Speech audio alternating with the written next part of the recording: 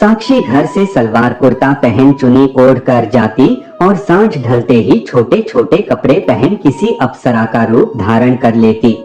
वह अपनी जवानी का बाबाजी के साथ भरपूर मजा ले रही थी। गिरधारी ताल कस्बे के बड़े कारोबारी थे। उनकी पत्नी सुशीला देवी घर में पंडितों को भोज पूजा पाठ करवाकर आए दिन उन्हें दक्षिणा देती रहती थी। वे आंख मीच कर पंडितों और बाबाओं पर भरोसा करती थी। वे आए दिन व्रतोद्यापन कराती थी। उनके घर में दूसरी सहेलियों का आना जाना भी लगा रहता था।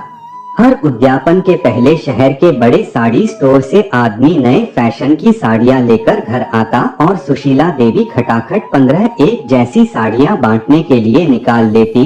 फिर एक भारी साड़ी वे खुद के लिए पसंद करती और बहू इद्रा को भी पुकारती और कहती कि तुम भी एक अच्छी साड़ी पसंद कर लो। सुशीला देवी के घर में एक में नामी बाबाजी का भी आना जाना था। उनके आशीर्वाद के बिना तो घर का पता भी नहीं हिलता था। कुछ भी नया काम हो, बाबाजी उसका मुहूर्त निकालते और हवन करते, फिर उस काम की शुरुआत होती। सुशीला देवी बाबाजी के आश्रम में जाती और सेवा करके आती। उनका विश्वास था कि घर में हर तरक्की बाबाजी के आशीर्वाद से होती है। हकीकत यह थी कि सुशीला देवी व उनके जैसे ही दूसरे भक्तों की मदद से बाबाजी से का आश्रम हरा भरा हो रहा था। जब सुशीला देवी सेवा के लिए जाती तो अपनी बेटी साक्षी को भी साथ ले जाती। आश्रम में वे कहती, बाबाजी के पैर छूकर आशीर्वाद लो बेटी। बाबाजी भी साक्षी को आशीर्वाद देते और कहते, देखना हमारी साक्षी बेटी किसी राजा भोज को ब्याही जाएगी। शकुंतला देवी बाबाजी के मुंह से शुभ वचन सुनकर धन्य हो जाती। साक्षी निकली भी बहुत खूबसूरत। 4 से 5 साल बाद वह कॉलेज जाने लगी थी। जब इस्तिहान का समय आता बाबाजी घर आते, साक्षी को आशीर्वाद देते। साक्षी भी उनकी शख्सियत से बहुत प्रभावित थी। कभी भी अगर शकुंतला देवी सेवा के लिए न जा पाती तो वे साक्षी को भेज देती। सुशीला देवी की बहू इंदिरा पेट से हुई। सुशीला देवी तो बाबाजी के चरण पकड़कर बैठ गई और कहने लगी, कुछ ऐसा कीजिए बाबाजी, पहली बार में ही पोते का मुंह देख पोता होते ही आपके पूरे आश्रम में ऐसी लगवाऊंगी। बाबाजी ने बहू को पुकारा, बेटी इंदिरा जरा इधर आओ। तो इंदिरा वहां आई। बाबाजी ने कुछ मंत्र बुदबुदाया और बहू को आशीर्वाद दिया। पोते की आस लिए सुशीला देवी जी जान से अपनी एकलौती बहू की सेवा में जुटी रही। सुबह उठते ही मक्खन मिश्री मिलाकर बहू को दे देती और आंखें मटका कर कहती, रोज खाया करो, मक्खन सा गोरा बेटा पैदा होगा। एक दिन शकुंतला देवी ने साक्षी से कहा, बेटी आज बाबाजी के आश्रम में तुम चली जाओ, मुझे कुछ काम है। और देखो रसोई में सूखे मेवे रखे हैं, उन्हें ले जाना नहीं भूलना। बाबाजी के आशीर्वाद से पोता ही होगा, देख लेना तुम तो। साक्षी भी माँ के कहे मुताबिक बाबाजी की सेवा में जुटी रहती थी। बहू इंदिरा के दिन चढ़ रहे थे और सुशीला देवी की चिंता बढ़ती जा रही थी। उधर साक्षी पर बाबाजी की सेवा का काम बढ़ता जा रहा था। वह आश्रम में जाकर बाबाजी का बिस्तर लगाती, उनकी खड़ाऊ जगह पर रखती, उनकी किताबें जमाती। यह सब करके वह अपने आप को धन्य समझती। साक्षी सारी सारी रात बाबाजी के आश्रम में बिताती। सुशीला देवी कुछ पूछती तो वह कहती, मो आज आश्रम में अखंड मंत्र जाप था, सो उठकर बीच में नहीं आ सकती थी। मुँह अंधेरे बाबाजी को हवन करना था, इसलिए उसकी तैयारी कर रही थी और देर हुई तो वहीं सो गई। सुशीला देवी भी चेहरे पर शांत भाव लाते हुए कहती, हाँ बेटी अच्छा ही है, हमारे घर में जो अच्छी आमदनी हो रही है न सब बाबाजी की कृपा से ही है। अब बस इसे संभालने वाला एक वारिस और आ जाए तो मैं बद्री नारायण के दर्शन कर आऊं। साक्षी घर से सलवार कुर्ता पहन सुनी ओढ़ कर जाती और सांझ ढलते ही छोटे छोटे कपड़े पहन किसी अप्सरा का रूप धारण कर लेती। वह अपनी जवानी का बाबाजी के साथ भरपूर मजा ले रही थी। अंधा क्या चाहे दो आँखें।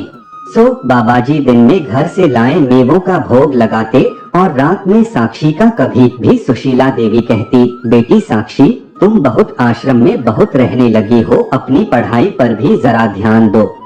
साक्षी कहती, माँ आप चिंता न कीजिए, मैं खुद ध्यान दे रही हूँ अपनी पढ़ाई पर। इधर बाबाजी जब कभी घर आते तो सुशीला देवी से कहते, साक्षी बेटी पर यह साक भारी है, थोड़ा आश्रम में मंत्र जपेगी और हवन करेगी तो दोष मुक्त होगी। साक्षी तो बाबाजी से इतनी सम्मोहित हो चुकी थी कि घर में कुछ न बताती।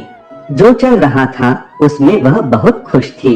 कभी भी साक्षी की सहेलियां उसे पार्टी के लिए बुलाती तो साक्षी बाबाजी से कहती, बाबाजी आज रात को मैं न आ सकूंगी। बाबाजी कहते, अब तुम बिन हमारा जीवन असंभव है, तुम भी नहीं चाहोगी कि यह राज खुल जाए। एक रात की भी छुट्टी नहीं तुम्हें।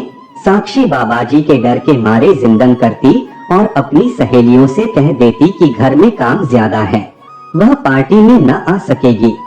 जल्दी ही सुशीला देवी के घर में खुशखबरी आ गई कि उनकी बहू इंदिरा ने बेटे को जन्म दिया है।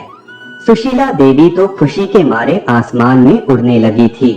घर में बड़े ही जोर शोर से जब मनाया गया और बाबाजी का आश्रम सुशीला देवी की कृपा से चमचमा उठा। अब पोते के साथ सुशीला देवी और ज्यादा बिजी हो गई और उधर साक्षी बाबाजी के आश्रम में वह बाबाजी के खिलाफ एक शब्द भी सुनना पसंद नहीं करती थी। अब कभी भी सुशीला देवी कहती, बेटी साक्षी अब तुम आश्रम जाना छोड़ दो, पोता हो गया, मैं तो गंगा नहा ली, अब मैं फिर से बाबाजी की सेवा में जुट जाती हूँ। साक्षी कहती, माँ कहा तुम इस उम्र में आश्रम में दौड़ भाग करोगी, अब तुम पोता संभालो, बाबाजी की सेवा में मैं कोई कमी न आने दूंगी। यह सुनकर सुशीला देवी के चेहरे पर बड़ी सी मुस्कुराहट बिखर जाती। ये मन ही मन सोचती, आजकल लड़कियां इतना डिस्को में जाती है, अच्छा है साक्षी को यह हवा नहीं लगी। क्या फायदा, 4 बॉयफ्रेंड्स बना लेंगी और वहाँ नशा करेगी। इससे अच्छा है कि आश्रम में ही सेवा करे, कुछ पुण्य ही कमाएगी। सुशीला देवी निश्चिंत होकर एक तीर्थ कर आई। उन्हें आए अभी 3 से 4 दिन ही बीते थे कि अस्पताल से फोन आया, आपकी बेटी अस्पताल में भर्ती है, आप जल्दी यहाँ आइए। सुशीला देवी ने जैसे ही फोन सुना उनके तो हाथ पैर फूल गए। एक बार को तो उन्हें कुछ समझ ही नहीं आया कि वे क्या करें, लेकिन अपने आप को सहज किया।